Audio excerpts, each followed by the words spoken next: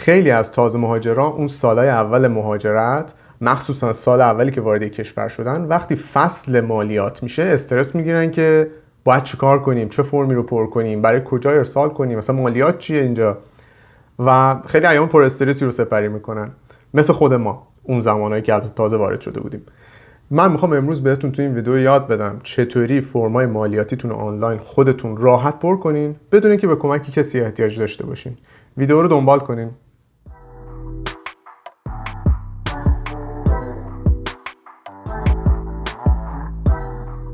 سلام و درود، من مظفر هستم از مونترال کانادا و امروز میخوام بهتون یاد بدم چطوری از پس فرمای مالیاتیتون تو کانادا برای اولین بار بر بیاین.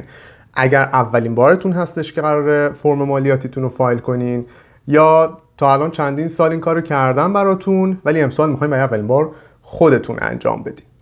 همین اول یه دیسکلیمر یا به قول معروف پیغام رفع مسئولیت بگم. من نه حسابدارم، نه قوانین مالیاتی رو قرار شرح بدم اینجا، نه بگم کدومش درسته کدومش غلطه، نه تریک خاصی یاد بدم. من فقط تجربه هایی که خودم داشتم، چیزهایی که خودم یاد گرفتم و به دوستام گفتم و واسه خودم مفید بوده رو میخوام بهتون بگم. شاید به درد شما هم خورد، چون واسه ما که خیلی مفید بوده. یه نکته‌ای که باید در نظر بگیرین اینه که اگر فایلتون فایل پیچیده‌ای هستش، یعنی شما چندین منبع درآمد دارین یا عددهای مربوط به مالیاتتون خیلی عددهای بزرگیه یا کسب و کار دارین، خیلی خوبه که حتما با یه حسابدار با تجربه و رسمی، کسی که قانونا کارش اینه، مشورت بکنین. ولی در هر صورت این اطلاعاتی که من میگم و باید خودتون هم داشته باشین و بدونین دقیقاً اون فایل هایی که حسابدارتون بهتون میده اصلا چی هست، چون آخر سر مسئول شما هستید. خب کلا فایل هایی که اینجا هستش، یعنی در واقع خیلی از بچه ها باش درگیرن، فایل های ساده ایه. اکثرمون حالا یا دانشجو هستیم، یه کاری میکنیم، یه فاند میگیریم، یا شهریه دانشگاهی میدیم، یا حالا در حالت پیچیده ترش اون فرد دانشجو با همسرش هست، همسرش داره کار میکنه یا اونم درس میخونه. در چه فایلای ساده ایه، یعنی به راحتی همه میتونن از پس پر کردن و ارسالشون بر بیان. اما خب گفتم تو حالت پیچیده تر حتما باید با حسابدار مشورت بکنید. اما چرا اصلا وقتی حسابدار هست ما باید بریم خودمون این چیزها رو یاد بگیریم و پر کردن فایل‌ها رو یاد بگیریم؟ یک، شما توی کانادا یا حالا هر کشور دیگه‌ای مسئول مستقیم اون اطلاعاتی هستین که دارین به اداره مالیات میدین. یعنی اگر غلط غلطی توش در بیاد یا چیزی جابجا بشه، اول و آخر مسئولش خود شماین، کاری به اون حسابدار یا کسی که واسهتون پر کرده ندارن. دوم، به عنوان کسی که داره اینجا زندگی میکنه شما باید سواد مالیاتی رو داشته باشین. برای شما اینجا دارین فعالیت میکنین، کار میکنین، پول در میارین، باید بدونین مالیات یک کشور چطوری کار میکنه. حداقل پر کردن فایل‌ها رو باید بلد باشین، یعنی بدونین هر چیزی رو، هر عددی رو کجا تو فرم مالیاتی میتونین پیدا کنین و اعلام کنین. و سومش که فکر میکنم واسه خود من تاثیرگذارترین بود، این بودش که ببینین وقتی فصل مالیات میشه، یه عالمه آدم تو شبکه‌های مجازی پیدا میشن که همه میگن آقا ما کارهای مالیاتی رو انجام میدیم، مثلا $50 بدین من فایلتون رو براتون انجام میدم، فایل مالیاتیتون رو. و خب خیلی از اینا فقط تو همون بازه پیداشون میشه، یعنی بقیه سال اصلا کار حسابداری نمیکنن، یعنی طرف شغلش چیز دیگه است، فقط تو این بازه 3 ماه مالیات 4 ماه مالیات میاد همطور مشتری جمع میکنه، یه سری کارا سرهم میکنه، یه سری فایل‌ها رو تحویلشون میده، بعدم غیب میشه. حالا دیگه چه بلایی سر فایل مالیاتی اون مشتریش بیاد خدا میدونه. واسه خود ما این اتفاق افتاد اون سال اولی که اومدیم، من و چند تا دیگه از دوستام به یکی از همین آدما که تو شبکه‌های مجازی میگفت من کار مالیاتی میکنم فایلامون رو دادیم، همه اطلاعاتمون رو دادیم. نه تنها همه فایل‌ها رو فرستادیم واسش، بلکه همه رو هم جداگانه تو ایمیل براش نوشتیم که اینجوریه. بعد وقتی فایل رو تحویل من داد، منی که تازه اومده بودم، یه فاند از دانشگاه داشتم و کار نمی‌کردم، بدهکار شده بودم به دولت. در واقع بعد چند صد دلار به دولت میدادم. بعد فایل رو نگاه کردم، دیدم که اصلا اومده جای یه سری عددا رو برعکس زده، یعنی شهریه رو زده تو درآمد رو زده یه جا دیگه. زنگ زدم گفتم خانم این چرا اینطوری شده، من چرا بدهکار شدم؟ و بعد یکم جر و بحث گفتش که فکر کردیم ما بیکاریم بشینیم همه جزئیات فایل شما رو بخونیم. و مکالمه تموم شد. من همونجا خودم یاد گرفتم که آقا مسئول مالیاتت خودت باید بری بخونی، یاد بگیری و درست انجامش بدی. و به شما هم توصیه میکنم همین کار کنید، حداقل در حد همین ویدئویی که من بهتون میگم بلد باشید. امروز با یه مثال ساده میریم جلو. مثال ساده یعنی چی؟ یعنی مثلا یک دانشجویی که یه فاندی دریافت میکنه، یه شهریه به دانشگاه میده، یه کار پارت تایمی داره. حالا این آدم ممکنه همسرم داشته باشه، همسرش هم همین شرایطو میتونه داشته باشه. این میشه یه مثال ساده که فکر کنم 90% کسایی که من میشناسم و قشنگ شاملشون میشه. کسایی که خب حالا کسب و کار دارن، گفتم فایلای پیچیده تری دارن که خب بهتره برن با حسابدار مشورت کنن، ولی اکثر افراد، اکثر تازه مهاجرات تو همین کاتگوری هستن که من بهتون گفتم. چند تا روش داریم. یه روش اینه که شما برین این فایل های مالیاتی رو، این فرما رو از سایت CRA دانلود کنین، پرینت کنین و دستی پر کنین و بفرستین. این روش دیگه حالا تقریبا منسوخ شده دیگه، کی میاد با کاغذ پر کنه.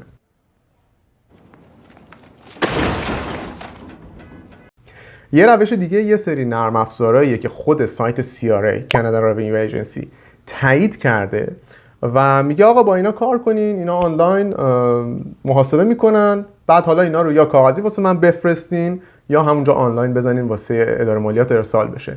که این روشی که حالا امروز در موردش صحبت میکنیم. خیلی نرم افزارهای زیادی هم هست تو خود، من لینکش رو واسهتون میذارم، لیستشو، که مثلا یکیش یو فایل، یکیش توربو تکس، یکیش ول سیمپل. حالا لینک های اینا رو هم میذارم اون پایین، معروفا رو بریم ببینین. و روش آخر اینه که خب همه فایلاتون، همه اون برگه های در واقع حالا اسمشون رو بهتون میگم T4 اینا رو بدین به حسابدارتون، اون واسهتون انجام بده، که خب دیگه روشی که مشخصه چه جوریه دیگه. امروز ما از یو فایل، از نرم افزار یو فایل استفاده میکنیم و میبینیم که چقدر قشنگ تمام اجزای این نرم افزار بر اساس همون فرم های مالیاتی اداره مالیات کانادا CRA طراحی شده و چقدر راحت کار باهاش و دقیقاً همون عددهایی که واسه ما شماره گذاری هم شده توی فرمامون رو کافیه وارد کنیم توی فرم های نرم افزار. این همه چیزو خودش واسه ما آماده میکنه، دقیقاً همون فرم های اداره مالیات واسه ما حاضر میکنه، به صورت یه PDF میده و ما ارسال میکنیم واسه اداره مالیات. کلاً استراکچر قضیه اینجوریه که ما یه سری درآمد داریم، این درآمدها رو یکی بهمون داده دیگه، یا دولت داده، یا دانشگاه فاندی داده، یا کارفرمامون داده.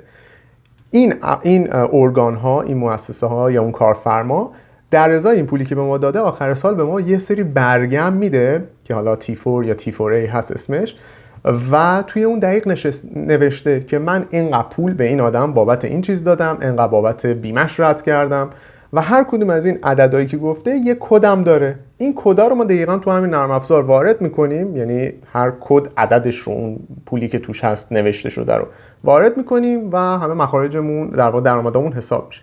از اون طرف یه سری مخارجمون مثل شهریه دانشگاه هم براش یه برگه، یه اسلیپ در واقع همینطوری دریافت میکنیم از دانشگاه، و حالا یه سری برگه های دیگه که به ترتیب نشونتون میدم و با هم دیگه میبینیمشون. اینا رو همه رو وارد این نرم افزار میکنیم، نتیجه رو به ما میده، خیلی تر و تمیز واسه اداره مالیات ارسالش میکنیم. خب حالا اول از همه یه نگاه بکنیم به این فایلایی که من گفتم. میخوایم یه شخصیت مجازی رو در نظر بگیریم. این همون روشیه که من به دوستامم یاد دادم چند سال پیش که چجوری فایلاشون رو پر کنن. یه شخصیت مجازی رو من معرفی میکنم، یه اسم، مثلا آقای علی اکبری، یه همچین اسمی میذاریم واسه طرف و میبینیم که چه فرم هایی رو این آقا که مثلا یه دانشجو هست که فاند داره و یه کار پارت تایم داره و یه حقوقی دریافت میکنه و یه شهریه میده، این آقا چه فرمایی رو در واقع بهش میدن، و شما هم احتمالاً همین فرم ها رو حالا کم و بیش دارین. و این نکته هم اضافه کنم، در واقع سیستم‌های مالیاتی همه استان‌ها تحت نظر CRA هستش و تنها استان کبک هست که برای محاسبه مالیات افراد یه سیستم جداگانه خودش داره. یعنی کسایی که تو کبک هستن یه دور باید به اداره مالیات کبک گزارش بدن، یه دور به اداره مالیات فدرال، ولی بقیه استان‌ها واسه افراد فقط به همون فدرال در واقع فایلاشون رو ارسال میکنن. حالا من میام این مثالی که میزنم و بر اساس اطلاعات یه نفر تو کبک میگم که دیگه پیچیده ترین حالت ممکن هست و خب شما اگه تو استانهای دیگه هستین این بخشای کبکش رو خیلی راحت اصلا میتونین نادیده بگیرین و توی اون فرم هم مثلا وقتی استانتون استانی غیر کبک باشه اون بخشایی که مربوط به کبک اصلا حذف میشه، یعنی فرمتون خیلی ساده تر میشه و با همون فرمایی که بهتون دادن میتونین خودتون اون فایل‌ها رو پر کنین. حالا بریم ببینیم این فردی که ما میخوایم مثلا پروندهش رو پر کنیم چه فایلایی داره. اگه تا اینجا ویدیو واسهتون مفید بوده خوشحال میشم که سابسکرایب کنین تو کانال ما، فالو کنین اینستاگراممون و کانال تلگراممون رو و لایک کنین، کامنت بذارین واسه ما، بگین که چی دوست دارین، سوالی اگه در این مورد دارین بپرسین، حتما اگه بلد باشیم جواب میدیم. و یه کار خیلی بزرگی که میتونین بکنین اینه که این ویدیو رو یا ویدیوهای دیگه کانال رو که فکر میکنین مفیده برای دوستاتون بفرستین تا ما بتونیم این پیغامی که داریم رو به همه فارسی زبون‌ها برسونیم. خب فایل اولی که داره توی کبک یه فایلی هست به اسم RL1 که این فرم RL1 در واقع الان اینجا میبینین توی تصویر من این عددا همه عددهای خیالیه، یعنی یه فرم خالی بوده من عدداشو فقط پر کردم همینجوری فقط ببینین. این اسم آقای علی اکبری مثلا. فرمیه که یه سری رونیو، یه سری درآمدای در واقع اون فرد رو توش مشخص کرده و ما بر اساس این خونه هایی که میبینی هر کدوم کد گذاری شده A, B, C, D اینا توی نرم افزار یو فایلمون اینا رو میریم وارد میکنیم. پس اگه توی کبک در واقع شما درآمدی داشته باشین یه فرم RL1 حتما دولت کبک بهتون داده. فرم دیگه ای که اگه درآمد داشته باشین دولت فدرال بهتون میده یه فرمی هست به اسم T4 که با این حتما آشنایی دارین. این در واقع همون درآمدتونه ولی این بار از طرف دولت فدرال فرمش ارسال شده براتون. و خب مثلا اگه شما تو دانشگاه TA باشین یا مثلا یه شغلی تو دانشگاه داشته باشین که بابتش حقوق تکسبل دریافت کنین این فرمو دانشگاه بهتون ارسال میکنه و همونطور که میبینیم فرمای فدرال دیگه اون ABCD رو نداره، با یه سری عدد مشخص شده مثلا 14 22 16 که ما دقیقاً از روی همین کدا میریم مقدارش رو توی اون فرما وارد میکنیم. پس این فرم T4 هم شد مخصوص حقوقای در واقع درآمدهای تکسبل افراد که از طرف دولت فدرال ارسال میشه. یه فرم دیگه هستش T4A، اینو هم دولت فدرال میفرسته. این حالا اون ساده شدهش رو بگم در مورد ماها که مثلا خیلی با دانشگاه و فاند و اینجور چیزاست بیشتر سر کار داریم. این فرم T4A واسه در واقع مثلا فاندامونه که تکسبل هم حالا نیستن خیلی از فاندها و اینو هم ارسال میکنه در واقع دانشگاه بهتون میده. این همون فرمیه که در واقع دانشگاه هم به شما میده هم به دولت فدرال میفرسته، در واقع به CRA میفرسته که اونا هم بدونن که دانشگاه به شما چقدر فاند داده. پس اگه فاند داشته باشین این فرم T4A رو هم حتما دارین. یه فرم دیگه که اگه اینجا دانشجو باشین و شهریه پرداخت کرده باشین بهتون دانشگاه میده حتما، این فرم T2202 که حالا ورژن کبکیش رو هم میگم چی هستش. اینو همین دانشگاه ما مثلا بهمون داده، البته دوباره اینا عددا و اطلاعاتش همه خیالیه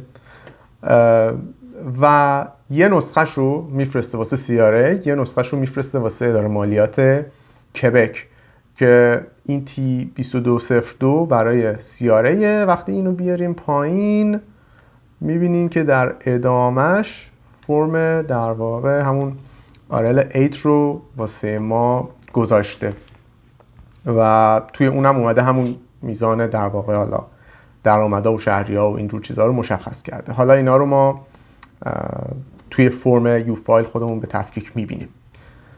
یه فرم دیگه ای هم که اگه توی کبک خونه کرایه کرده باشین حتما دیدین و ساب خونه‌تون بهتون داده در همون فصل مالیات، فرم RL31 هستش که توش مشخص میکنه شما اینجا اومدین یه خونه کرایه کردین، چند نفر تو اون خونه ساکن بودین و آدرس و ایناش مشخص میشه. اینو باید به دولت در واقع اعلام کنین، مخصوص دولت کبکه. خب حالا بریم سراغ نرم افزار یو فایل و ببینیم که اصلا اونجا باید چیکار کنیم. اینا رو من فقط بهتون معرفی کردم ببینین که یک آدمی با این شرایطی که ما مثال زدیم چه فرمایی بهش داده میشه و اصلا منظورم از فرم‌هایی که عدد توش هست و مبالغ رو توش نوشته چی هستش. بریم سراغ خود یوفایل و ببینیم که باید چیکار کنیم. خب این سایت یوفایل ufile.ca. شما حالا یه ساین اپ بکنین، یه اکانت اونجا بسازین، وارد همین صفحه میشین که الان من شدم. لاگین بکنیم اینجا ببینیم چی میبینیم وقتی اولین بار لاگین میکنیم.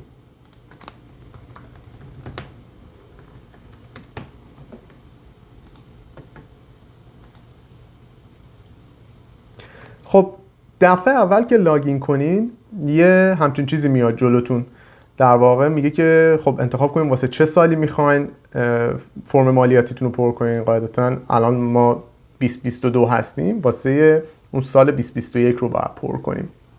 پس اینو انتخاب میکنیم، این گو رو که بزنیم یه دونه فایل واسه همون میسازه. لانچ رو که بزنیم یه صفحه اینجا باز میشه و دیگه میتونیم اون کاری که میخوایم رو انجام بدیم. این مرحله یکش مهم نیست، شما این استارت ناو رو بزنین یا این گزینه رو بزنین، این اینترویو، وارد صفحه میشین که این اول ازتون یه سری اطلاعات کلی میگیره، بر اساس اون فرمایی که مرتبط با شما هست رو طراحی میکنه. این بغل رو اگه نگاه کنین اول یه سری اطلاعات کلی ازتون میگیره، بعد یه مرحله اینترویو ستاپ داره، بعدش فرما میاد و آخرش دیگه اون اطلاعات رو که ازتون گرفت تو مرحله بعد که ریویو هست و تکس ریترنه بهتون فایل پی دی افی که احتیاج دارین رو میده. خب از همین آیدنتیفیکیشنش شروع کنیم. خب اینجا که میاین اطلاعات کلیتون رو وارد میکنین، خیلی چیز خاصی نیست. فقط قبل از اینکه اینا رو دونه دونه با هم بحث کنیم بگم شما اینجا به عنوان فامیلی هد هستین. فرض کنید اگر بخواین همسرتون رو اضافه بکنین اینجا این گزینه از اسپوز رو میزنید و یا مثلا یه بچه چیزی داشته باشین اد دیپندنت رو میزنین و همه رو به صورت یک فایل در میارین ارسال میکنین. خیلی ساده است، یعنی این اد اسپوز با فامیلی هد اطلاعاتش تقریبا یعنی همش یکیه. حالا باید ببینین که خب فامیلی هد مثلا دانشجوه، اون همسر مثلا ممکنه داره کار میکنه و اطلاعات مربوط به هر کدوم رو وارد میکنین. من فامیلی هد رو کامل توضیح میدم، همسر یا اون دیپندنت ها بچه های این دیگه هم فرماشون دقیقاً مثل همون میتونه پر بشه. پس تو این بخش آیدنتیفیکیشن اینجا که اطلاعات کلی رو ازتون میخواد، میگه بگین آقا این خانم این چی خطابتون کنیم، اسم کوچیک، اسم خانوادگی، سین نامبرتون. اینجا سین نامبر سیفه، میتونین بهشون بدین. سین نامبرتون رو اینجا وارد میکنین، تاریخ تولد اینا رو بهشون میدین، اینایی که ستاره داره حتما باید وارد کنین. کلا اطلاعات رو بهش بدین، فایلتون خب فایل کاملتر و تمیزتری میشه. بعد اینجا یه گزینه داره نت فایل اکسس کد. این نت فایل اکسس کد چیه؟ این نت فایل یه روش خیلی خوبیه که شما میتونین بدون اینکه لازم باشه این فایلاتون رو پی دی افش رو پرینت کنین و دستی بفرستین مثل قدیم به اداره مالیات، اینا رو به صورت اینترنتی واسه شون ارسال کنین با یه فایل با یه پسوند خاصی و خیلی سریع همه اطلاعاتتون ثبت میشه تو سامانه CRA و خیلی زودتر آنالیز میشه و جواب بهتون میدن، در واقع نوتیس آف اسسمنت رو بهتون برمیگردونن. ولی نکتهش اینه که اگر سال اولتون هست، اولین بار هستش که میخواین تو کانادا در واقع تکس ریترنتون رو ارسال کنین، نمیتونین از این استفاده کنین. اگر سال اولتون هست، اولین بار هست میخواین فرمای مالیاتی رو پر کنین، باید این پی دی اف هایی که در واقع تهیه کردین آخرش رو پرینت کنین، بذارین تو پاکت، به اون آدرسایی که حالا بهتون جلوتر میگم ارسال کنین. بعدش میتونین برین رو سایت CRA اکانت تشکیل بدین و اکانت بسازین و در واقع فایل نوتیس آف اسسمنتتون رو که CRA براتون حاضر کرد اولین سال برگردوند، دیگه از سال بعد میتونین خیلی راحت از طریق همین گزینه نت فایل اکسس کد به صورت آنلاین واسهشون ارسال کنین و کارتون خیلی ساده میشه. ولی یادتون باشه سال اول نمیتونین، باید کاغذی بفرستین. این نت فایل اکسس کد رو که گفتیم تموم شد.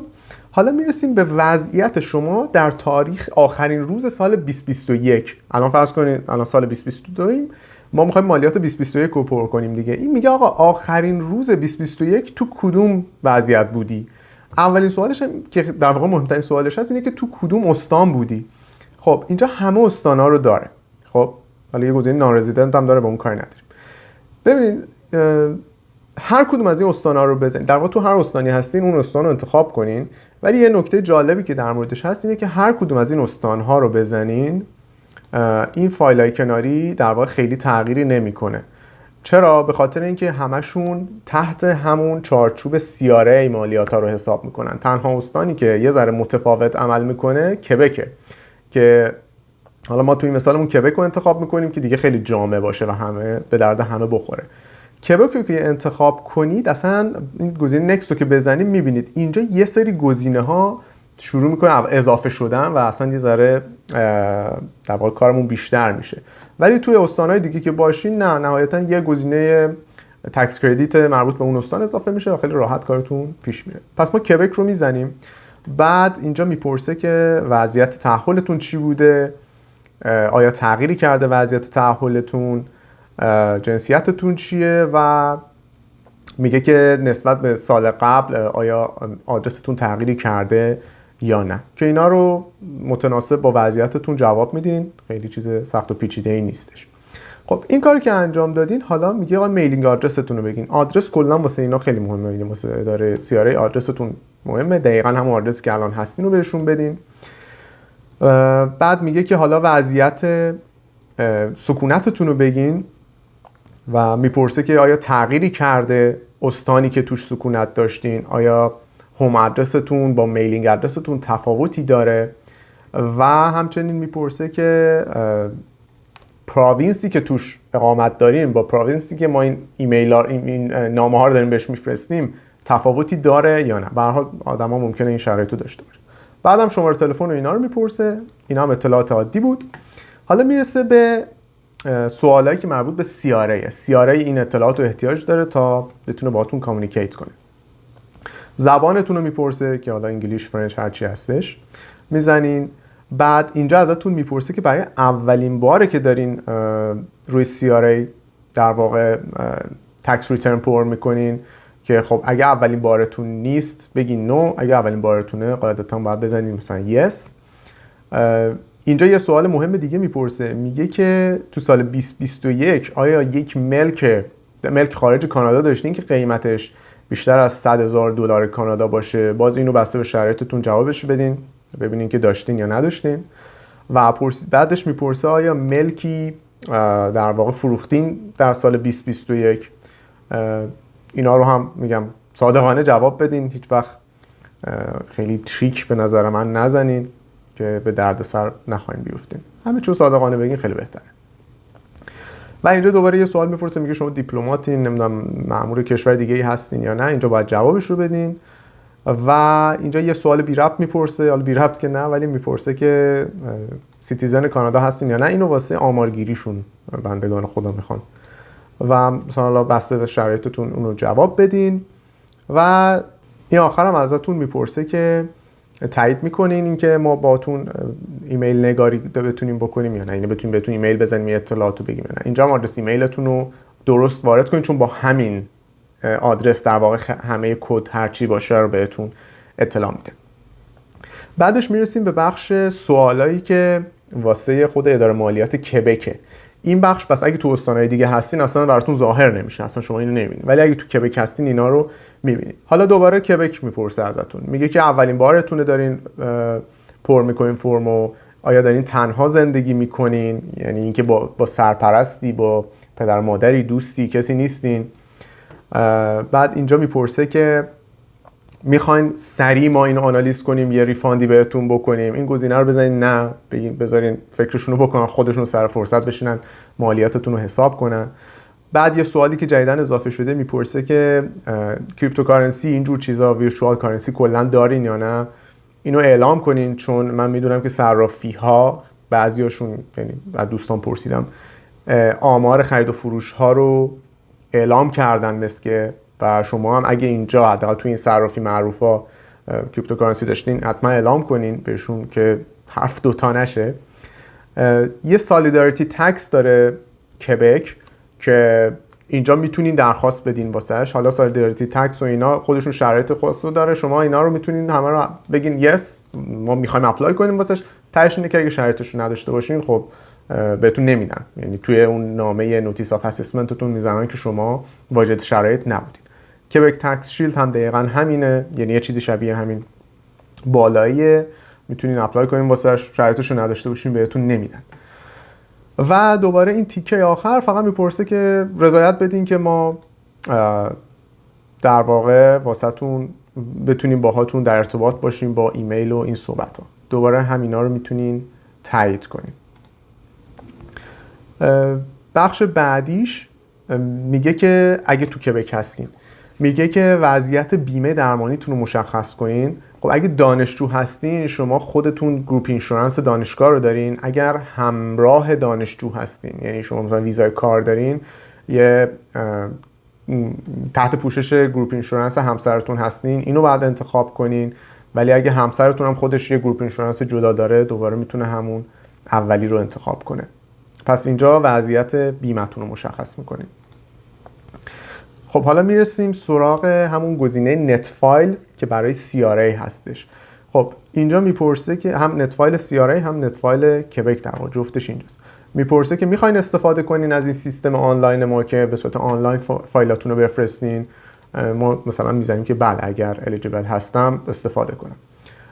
و میگه که میخواین سالهای قبلتون هم تکستون رو ارسال کنین برای ما، یعنی چون مثلا اگر سالهای قبل تکستون رو فایل نکرده باشین میتونین الان از همین سامانه بفرستین. ما میگیم نه اصلا کاری نداریم بهش.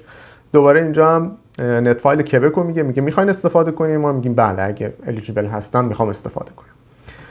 یه گزینه خیلی مفید دیگه داره، CRA اوتوفیله. اینم باز سال اول به کارتون نمیاد ولی سالهای بعد خیلی خوب به کارتون میاد و اون اینه که این میره وصل میشه به اطلاعات CRA شما، اطلاعات مالیات شما تو CRA، و سال بعد که میخواین تکس رو پر کنین خودش میره اون اطلاعات رو میخونه، یعنی اطلاعات T4 T4A اینا که کارفرماتون داده، همه اونا رو میخونه، خودش میاد تو این نرم افزار خیلی راحت و تمیز همه رو وارد میکنه تو همون خونه‌ای که باید باشه. یعنی مثلا واقعا 90% کار پر کردن فایلتون رو انجام میده.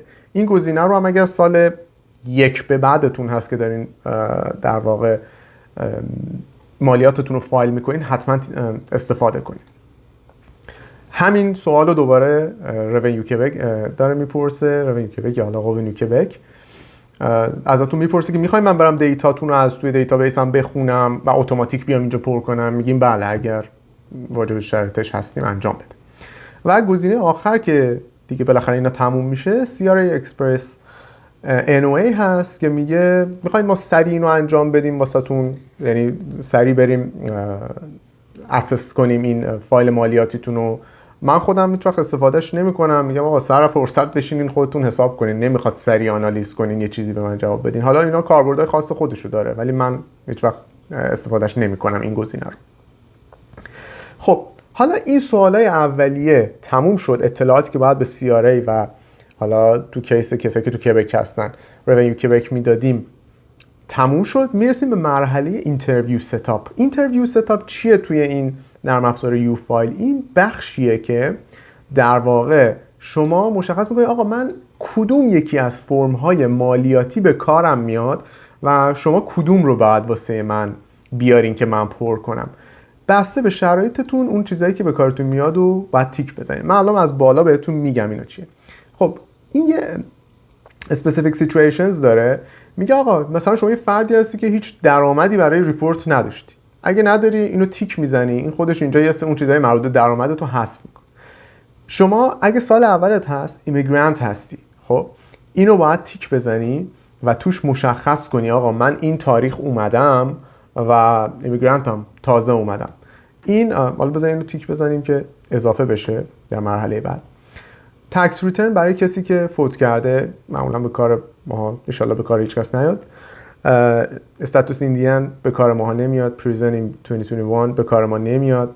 لیگال رپرزنتیتیو در واقع اگر شما تکس رو داریم واسه مثلا یک فردی که سرپرستش هستیم پر میکنیم، بچه و اینا الزاما منظور نیست.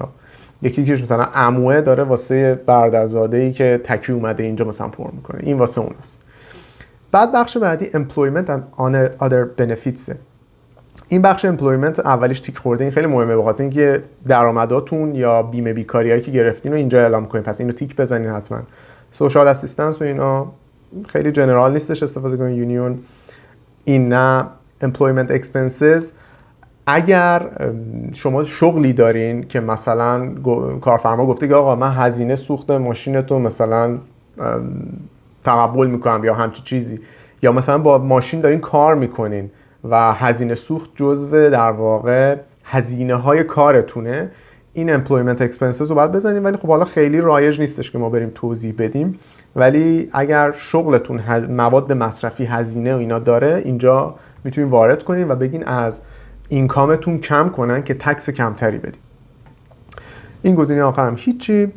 یه پنشن داریم که این گزینه مهمیه واسه کسایی که فرم T4A دارن، یعنی اگه فاندی از دانشگاه اینا میگیرین احتمالاً در این گزینه میگنجه، یا اگه کمکی دولت داده، مثلا کسایی که تو ایام کووید اون کمک‌های مالی سرب و اینا رو گرفتن، اون توی همین بخش پنشن هستش که باید اینو بزنید T4A. پس یادتون باشه واسه اون پولاییه که حالت نان تکسبل داره، حالا خیلی یعنی مثل فاند دانشگاه نان تکسبله، حالا کمک‌های دولتی که تکسبل هم هست.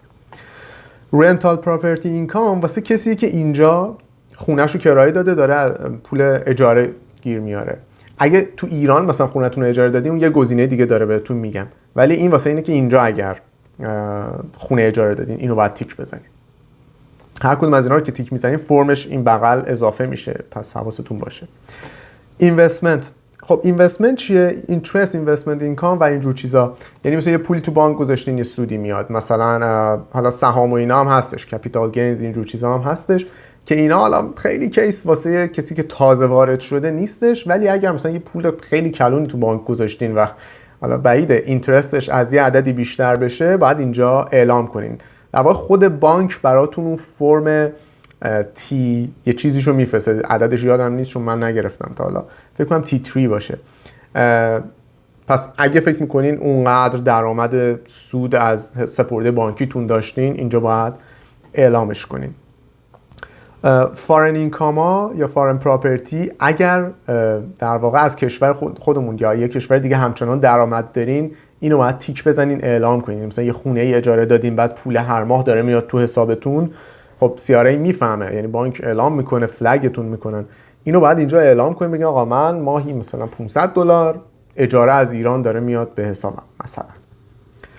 این گزینه ها باز هیچی. این بخش سلف امپلویمنت، آقا اومدیم و یکی اینجا تو خونه اصلا چه میدونم طراحی وبسایت میکرد، میشه سلف امپلوید دیگه.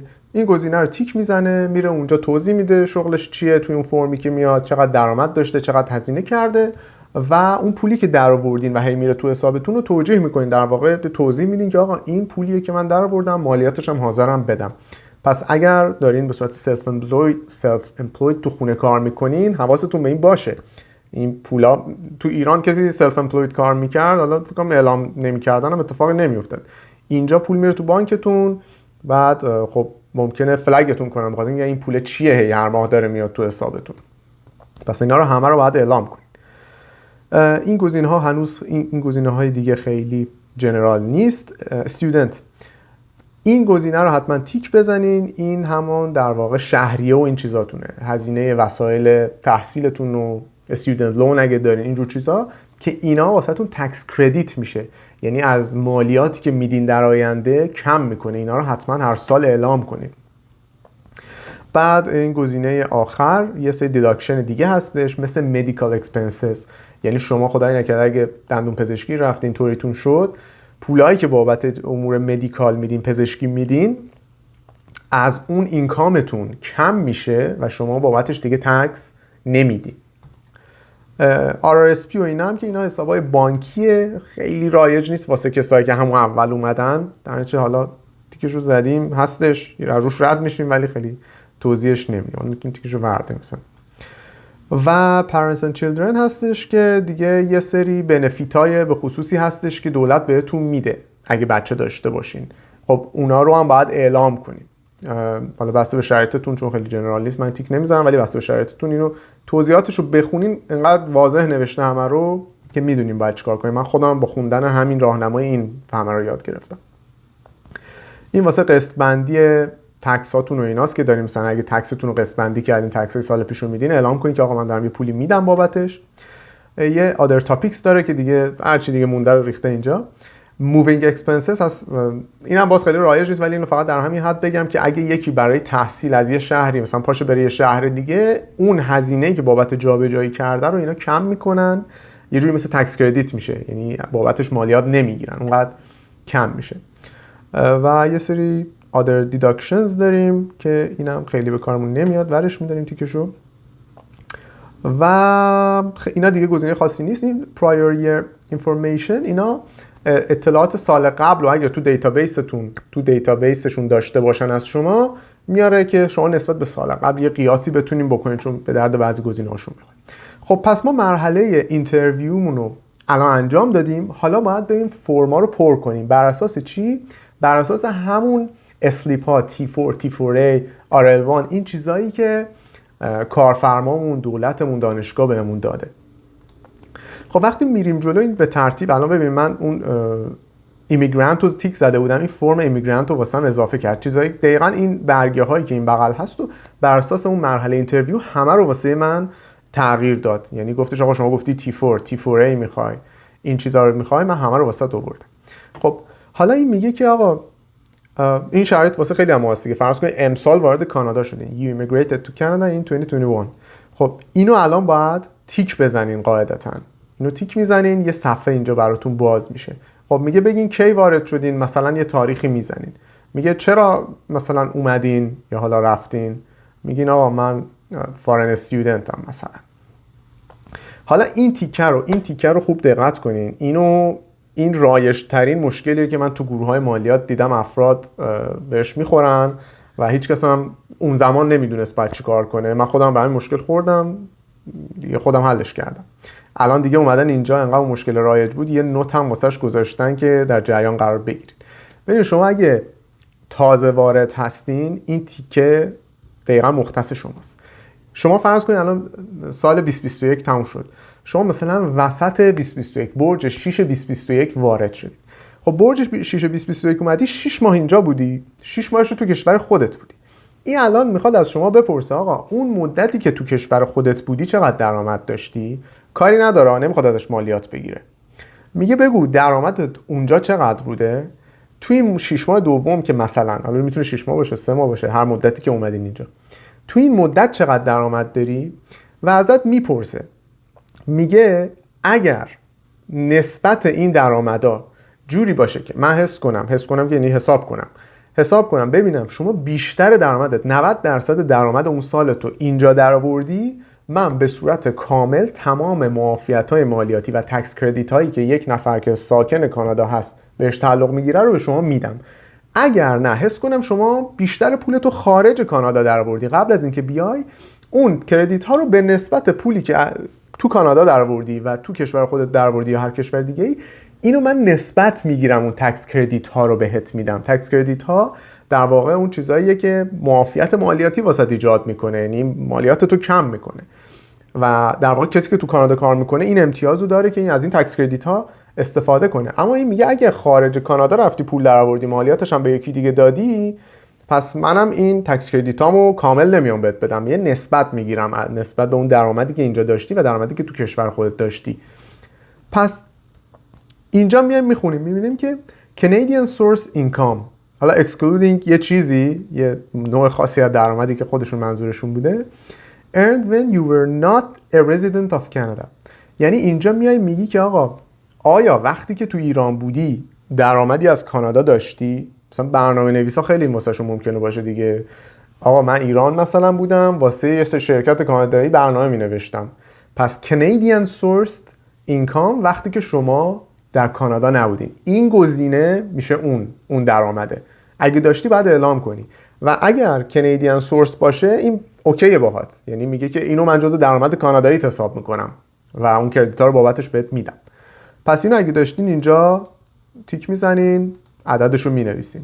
خودش هم گفته اگه ندارین یه گزینه رو انتخاب کنین، اینجا مثلا 0 رو بزنین، نگفته خالی نذارینش، 0 بزنین. گزینه دوم چیه؟ Canadian Source این نوع خاص اینکام plus foreign source income when you were not a resident of Canada. میگه این درآمده کانادین سورس پارت فلان که ما کارش نداریم، به علاوه درآمدهایی که خارج کانادا داشتین، از خارج کانادا داشتین وقتی که هنوز تو کانادا نیومده بودین، یعنی درآمدی که از ایران داشتی وقتی تو ایران بودی هنوز، قبل از اینکه سفر کنی بیای اینجا تو سال 2021 همون بازه 2021.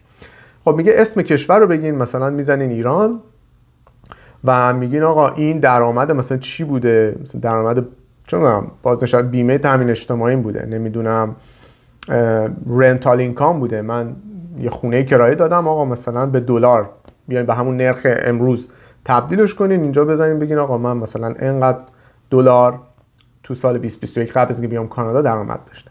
خب اینا رو که وارد کردین، این گزینه رو هم بزنین نو، به این کاری نداشته باشین. اینا رو که وارد کردین خود این بالا نوشته، اولا این بخش خیلی بخش ضروری بود، اینو حتما انجام بدین.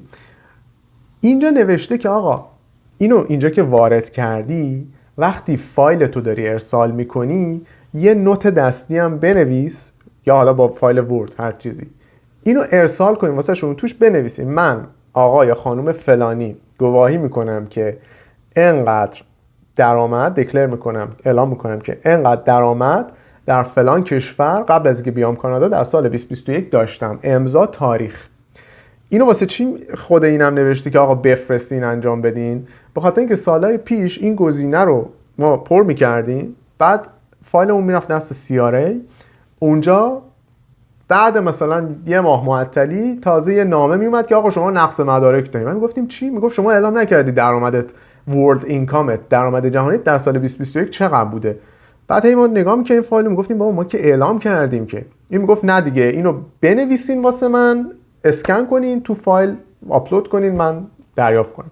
خلاصه این کار رو دوباره کاری انجام میدادیم، بعد اوکی میشد. وقتی اوکی میشد فایلمون ادامه امورش انجام میشد. و اینو دیگه الان اومدن خودشون گفتن که آقا اینو اینجا اعلام میکنی یه نوت دستی هم بنویسین آقا ورد اینکام من اینقدر بوده قبل از اینکه بیام کانادا و اینو اعلام کنید. حالا اعلام نکنید احتمالاً بعدش ایراد میگیرن، میگن اینو واسه ما دستی بفرستین یا آپلود کنین توی سامانه‌ای که خودشون معرفی میکنن.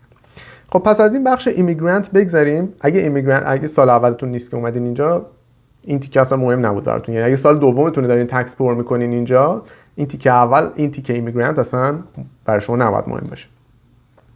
میرسیم به بخش زیبای T4 چی بود؟ T4 درآمدتون بود دیگه، درآمد تکسبلی که کارفرما داده، نمیدونم TA بودی تو دانشگاه، اون درآمد تکسبلی که بودی. خب باز اینجا ببینید کبک واسه خودش استثناهای خاص خودش رو داره. اگه تو استان کبک هستین این دو گزینه بالا شامل شما میشه. اگر در سایر نقاط کانادا هستین این T4 Income Earned Outside Quebec اینو باید انتخاب کنین. این دوتا گزینه کبک، یکیش واسه اینه که اگر در کبک بودین و درآمد کبکی کسب کردین، اگر خارج کبک بودین ولی مثلا رزیدنت کبک بودین، این علامت سوال رو بزنین، این 4 حالت رو کامل واسه تون توضیح داده، خیلی شیک و تمیز و خودتون میفهمین که کدومو بعد انتخاب کنین. ولی خب اگه تو کبک بودین درآمد کبکی داشتین، همین اولیه، یه اولی رو تیک بزنین براتون فرمش باز میشه. حالا من برم رو همین قبلی. اگرم شما اصلا به کبک کاری ندارین، خارج کبک زندگی میکنین، مثلا چه میدونم بریتیش کلمبیاین، اینو تیک میزنین و همین این فرم میاد، فقط با این فرق که ساده تره. یعنی فرم کبک یه سری جا واسه وارد کردن اون فرم های مربوط به کبک هم داره. شما اگه خارج کبکین اینو تیک بزنین، همون فرم میاد، فقط اطلاعات مربوط به اون برگه T4 فدرالتون رو وارد میکنین به همین سادگی. این گزینه آخر هم واسه امپلویمنت اینشورنسه که اگه حالا سر کار رفته باشین میبینین همیشه یه پولی بابت EI داره از حساب شما کم میشه، از حقوقتون کم میشه و وقتی که خدای نکرده بیکارشین دولت بهتون این پولا رو میده. اون درآمدایی که طی سال از EI داشتین و آخر سال واسهتون دوباره یه T4E دولت صادر میکنه، میگه آقا من بهت این پولا رو دادم، اینا رو بیا اعلام کن در درآمدهات. دیگه این پایین اگه تیپ گرفته باشین تو شغل، مثلا چون میدونم گارسون رستوران باشین تیپ گرفته باشین، اینا اینجا هستش و حالا سایر درآمدها other employment incomes دیگه اگه به هر نحوی درآمد داشتین اینجا اعلام میکنید. خب ما این next رو که بزنیم میریم روی این درآمد T4 income. خب این T4 income دیگه اینجا لازمه که بریم سراغ اون فرمایی که دولت کبک یا دولت فدرال بهمون داده، بر اساس اون اطلاعات رو وارد کنیم. Employer's name، اینجا اسم امپلویرتون رو بزنین. این خیلی چیز ضروری نیست، این فقط واسه اینکه خودتون اینجا اگه چند تا امپلویر داشتین بفهمین داریم فرم کدومو پر میکنینه. Employment income همونطور که میبینید اینایی که عدد داره اینا مال اون فرمای فدراله. یعنی اگه تو استانی خارج از کبک هستین که شما فقط این عدددارا رو میبینین. اگر داخل کبک هستین و اون گزینه‌ای که من گفتم رو انتخاب کنین، هم این عدددارا رو میبینین، هم این مترادف کبکیش که حروف داره رو میبینین. پس کسایی که خارج از کبکن تعجب نکنن اگه رفتن تو فرمشون فقط همش عدد بود. این حروف دارا مال کسایی که تو کبک هستن و اینا مترادف همن تا حد خیلی زیادی، دیگه چاره‌ای نیست. Employment income رو میتونیم بریم از این فایلی که اینجا داشتیم بخونیم.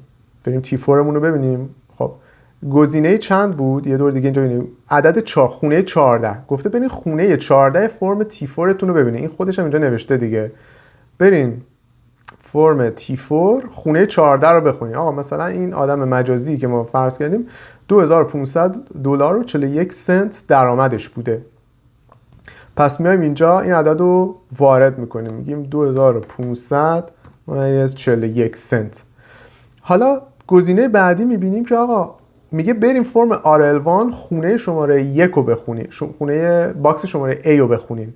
میریم RL1 باکس شماره A، میبینیم که اینجا مثلا حالا چیزی نداریم، میزنیم 0. دوباره به همین ترتیب میایم پایین. این میگه آقا خونه شماره 17 رو برو بخون توی فرم T4ت. میریم دوباره تو T4مون، خونه شماره 17 ما چیزی داریم مثلا 25 و 72، اینو اونجا پر میکنیم 25 و 72. با این بعد مثلا حالا همون مترادف فرم در واقع RL1 باکس B باشه. حالا چون اون فرمای ما عددهای واقعی نبود، همینطور تمرینی زده بودیم، حالا شاید با هم دیگه همخونی دقیق نداشته باشن، ولی خلاصه کانسپتش رو میدونین چی دارم میگم دیگه. شما فرم T4 رو میرین این خونه رو توش پیدا میکنین، در واقع این عددهایی که این بغل نوشته اونا رو دقیقاً میاین همینجا وارد میکنین. یعنی توی این صفحه T4 میریم ببینین هر کدوم یکی از این عددا رو دارین و اینجا واردش میکنین. به همین سادگیه فرم پر کردن مالیات.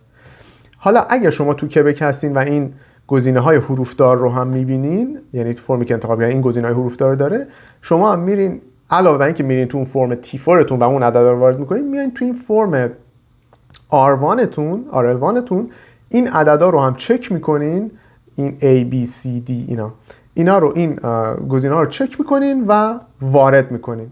پس این الان شد فرم T4 پر کردن برای کلیه استان‌ها یا T4 و RL1 برای استان کبک. خب این که تموم شد، این پس درآمد T4 تون، درآمدی که داشتین رو واسه یه دونه کارفرماتون اعلام کردیم. بذار مثلا من اسم این کارفرما رو بذارم A. اوکی. next رو که زدم دیدین این شد T4/RL1 برای کارفرمای A. حالا اگه یه کارفرمای دیگه فرض کن داشتید، شما 2 جا کار کردین اصلا، هم از دانشگاه حقوق گرفتین هم از یکی دیگه، دوباره یه دونه میایین اینجا اد میکنین، ببین یکی دیگه اینجا اضافه شد، اینو اسمشو میذاریم کارفرمای B. همون اطلاعات رو وارد میکنین. next رو که بزنین 2 تا فرم T4/RL1 دارین برای کارفرمای A، کارفرمای B. باز تاکید میکنم کسایی که خارج کبکین این گزینه RL رو دیگه ندارین، به خاطر اینکه شما چی رو انتخاب کردین اونجا؟ این گزینه رو، T4 income earned outside Quebec. خب حالا بریم سراغ T4A، اون فاندایی که از دانشگاه میگیریم یا اون پولایی که از جای دیگه میگیریم، از کارفرما ما پول نمیگیریم. خب T4A ما اینجا فرمش رو داشتیم دیگه، درسته؟ T4A هم اینو مثلا دانشگاه داده به ما مثلا. خب همون جوری که تو فرم T4 دیدیم یه سری خونه عدددار هست، اینجا هم همینه، یعنی همش عدد داره. خونه ای هم که پره 105، معمولا فاند دانشگاهتون که میگیریم این خونه 105 اینجا پره، دیگه چیز دیگه ای اصلا اینجا نداره به اون صورت. پس ما میگیم آقا این T4A ما که مخصوص پنشن، ریتایرمنت و این جور چیزاست و همچنین کووید بنفیت، هفته دیگه گذشت کووید بنفیت، ولی اون کسایی که اون زمان قرار بود پر کنن باید همین گزینه رو انتخاب میکردن. این یه دونه ازش اضافه میکنیم، میگیم آقا مثلا این چه میدونم فاند، مثلا فاند دانشگاهمونه. خب میبینیم که ما توی اون فرم T4A مون چه خونه ای داشتیم؟ ما یه دونه 105 اینجا عدد داریم، مثلا دیگه هیچ چیز دیگه ای نداریم که بخوایم پرش کنیم. میایم اینجا چشم میندازیم ببینیم 105 رو پیدا میکنیم یا نه. میبینیم که پیداش نمیکنیم.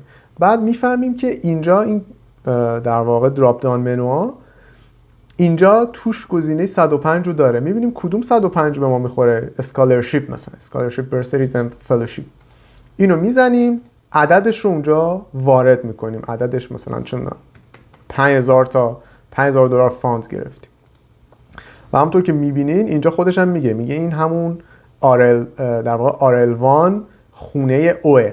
در واقع این اومده اینجا راهنماییتون کرده. پس اینم واسه کسایی که فاند دانشگاه رو میگیرن. فاند دانشگاهتون رو اینجا وارد میکنین و تموم شد رفت. اینجا چیز دیگه ای نداره. شهریه و اینا رو یه جای دیگه وارد میکنین. پس اینو نکست میزنیم. باز اگه فرم T4A دیگه ای، ارگانی، مؤسسه جایی واسهتون فرستاده، ما همون کاری که با T4 کردیم یه دونه دیگه کرییت میکنیم.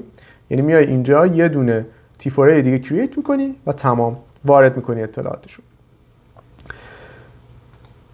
بعدش میای روی این گزینه، حالا اینو ما زده بودیم investment and interest، اینجا دیگه خودتون باید ببینین آقا investment income داشتین. این خیلی گزینه جنرالی نیست که من الان بگم تازه واردات investment income دارن، ولی خب اگه داشته باشین اینجا همه گزینه‌هاشو نوشته. میتونین هر کدوم از اینا رو خواستین بزنین فرمش کرییت بشه، اطلاعاتتون رو بر اساس همون فرمی که بانک یا کارگزار سرمایه‌گذاریتون بهتون داده خیلی راحت وارد کنین. حالا میرسیم به other income. other income هم دیگه هر درآمدیه که در مخیلشون نمیگنجیده اینجا گذاشتن دیگه. یعنی other taxable income، یعنی دیگه اگه یه درآمدی دارین که تو هیچ کدوم از این گزینه‌ها نیست، اینجا میتونین خیلی راحت واردش کنین. گزینه بعدی other information slips، یعنی میگه اگه از این فرمای دیگه، هر کدوم از این فرمای دیگه رو واسهتون ارسال کردن، اینجا ردیفشون کرده. دیگه فرمای پراکنده‌ایه که مثلا دولت ممکنه بفرسته. خب در حالت عادی بچهای تازه وارد هیچ کدوم از اینا رو ندارن، پس اینو هم ما ولش میکنیم. گزینه بعدی medical disability یا caregiver.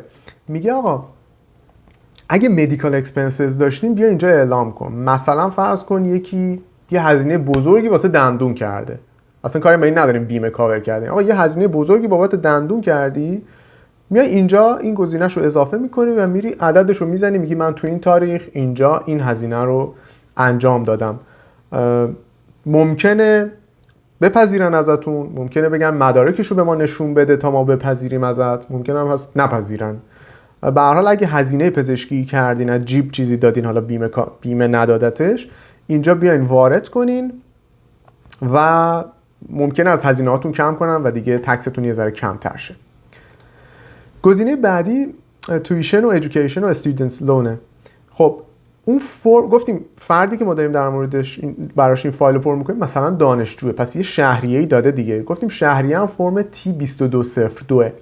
خب یه دونه از این T2202 واسش اینجا در واقع باز می‌کنیم. میریم می‌بینیم که خب اینجا خودش آدرس داده، گفته برین فرم RL8 باکس A رو بخونین.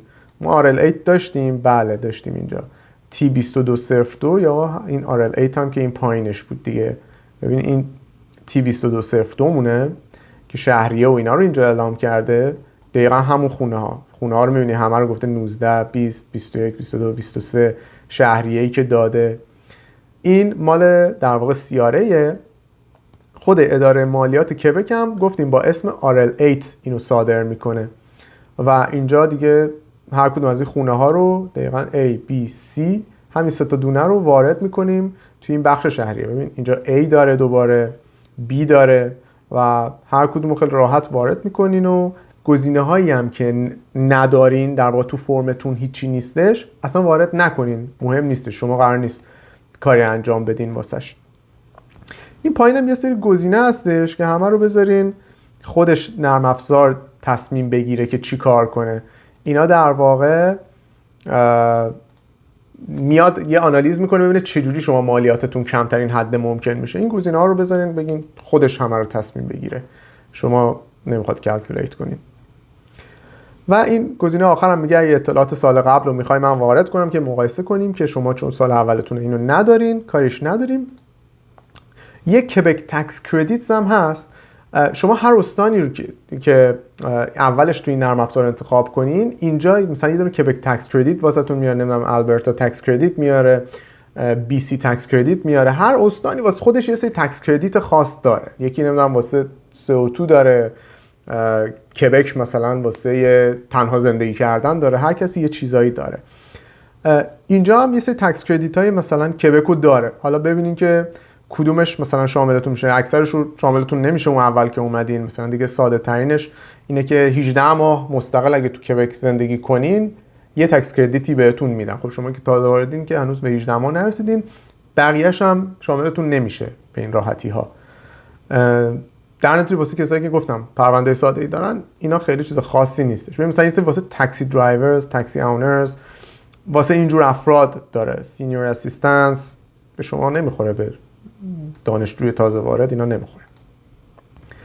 و حالا این گزینه‌های آخر هم باز هیچ کدوم سنخیتی نداره واسه ما. و این گزینه آخر کنترلز، اینا دیگه از بحث تکس خارج شده، فقط داره به همین نرم افزار یو فایل میگه که آقا فایل‌ها رو چجوری واسه من جنریت کن، چون الان مرحله بعد میخواد بهتون یه سری PDF تحویل بده و اینا رو دیگه بخونین خودتون میبینین. مثلا میگه میخواین فلان چیز رو توش حساب کنم آمارش رو بهتون بدم، نمیدونم میخواین کبک رو جدا فایل بهتون بدم، فدرال رو جدا فایل بدم، همه رو با هم دیگه یه فایل کنم بهتون بدم.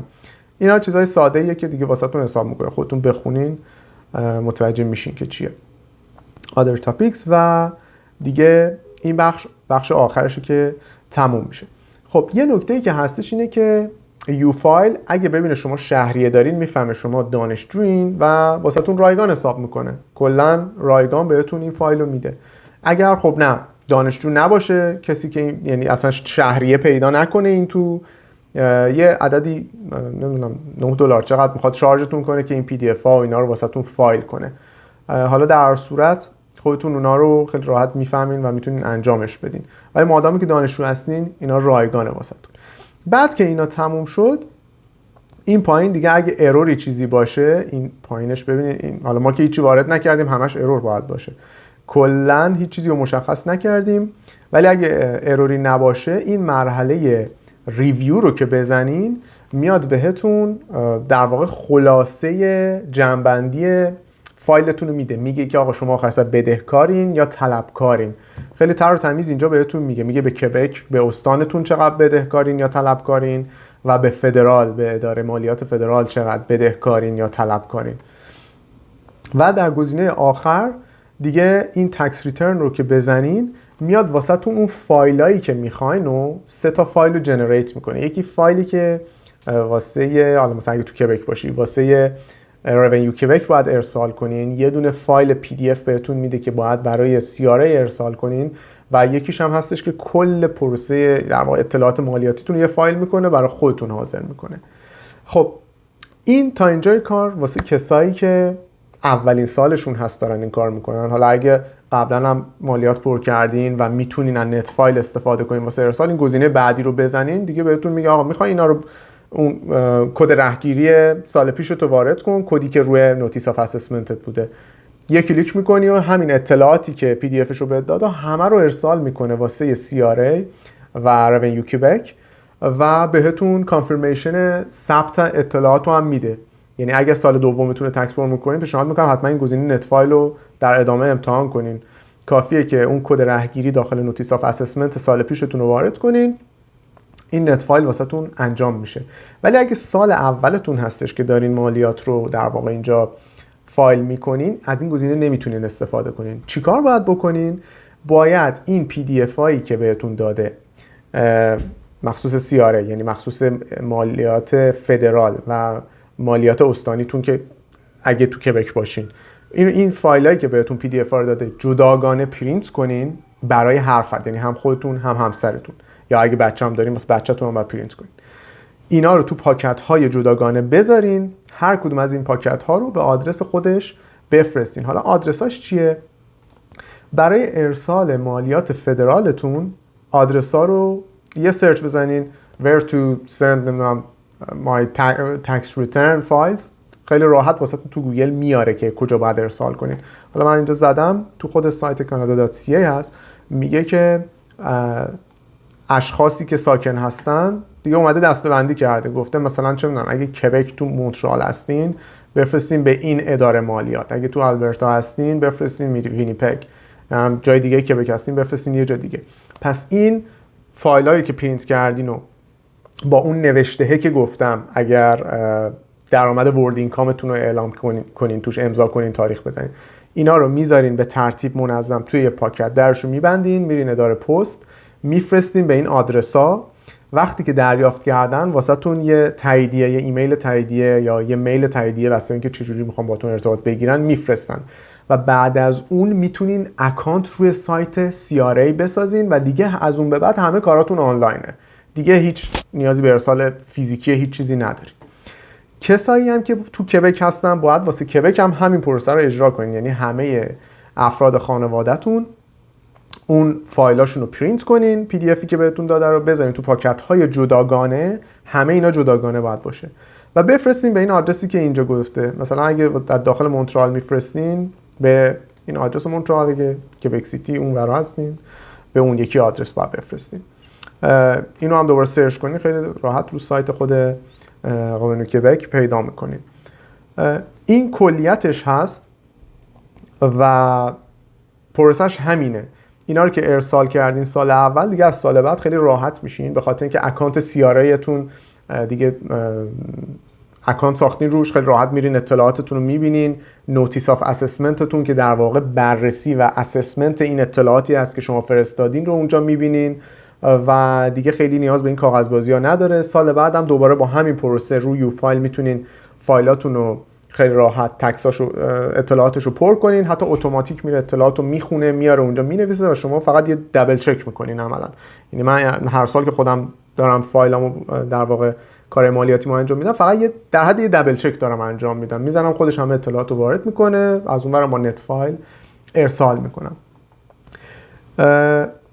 اگه فکر میکنین که این اطلاعات براتون مفید بود، حتما سابسکرایب کنین توی چنل یوتیوب ما، توی اینستاگراممون و توی کانال تلگراممون هم اطلاعات مفیدی میذاریم. خیلی خوشحال میشم که بتونم کامنتاتون رو در این مورد بشنوم و ببینم که آیا اطلاعات براتون مفید بود یا نه. باز تاکید میکنم اگر کیس پیچیده‌ای دارین حتما برین با یه حسابدار حرفه‌ای صحبت کنین، شاید اون بهتر بتونه کمکتون کنه. اگه کیستون ساده است مطمئن باشین با همین اطلاعات خیلی راحت میتونین کارتون رو انجام بدین. خیلی ممنون که تا اینجا ویدیو رو تماشا کردین. تا ویدیو بعد، خدا نگهدار.